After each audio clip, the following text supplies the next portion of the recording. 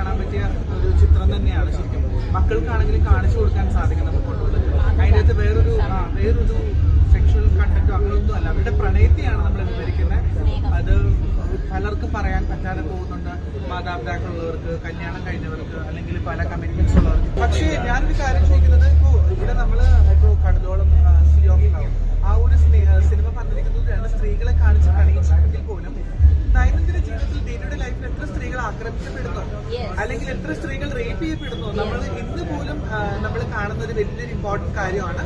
നിലവിൽ എത്ര സ്ത്രീകൾ ബ്രൂട്ടലി ആത്മഹത്യ ചെയ്യപ്പെടുന്നത്, അതിനുശേഷം അവർ സ്വന്തമായി ഹാങ് ചെയ്താണ് അല്ലെങ്കിൽ സൂസൈഡ് ചെയ്താണെന്നൊക്കെ വരുന്നത്. അങ്ങനെയല്ലല്ലോ ഇതൊരിക്കലും.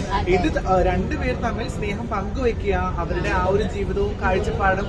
രണ്ട് സ്ത്രീകൾ രണ്ട് സ്ഥലങ്ങളിൽ, ഒരു സ്ത്രീ ഡിവോഴ്സ് കഴിഞ്ഞൊരു സ്ത്രീയാണ്, ഒരു സ്ത്രീ ഒരു കുടുംബമായി ഫാമിലിയായി മകന്റെ ഒപ്പം ജീവിക്കുന്നതാണ്. അവർ തമ്മിൽ സൊസൈറ്റിക്കും അല്ലെങ്കിൽ അവർ തമ്മിൽ പോലും അറിയാത്ത രീതിയിലുള്ള പ്രണയം കാഴ്ചവെക്കുന്നു.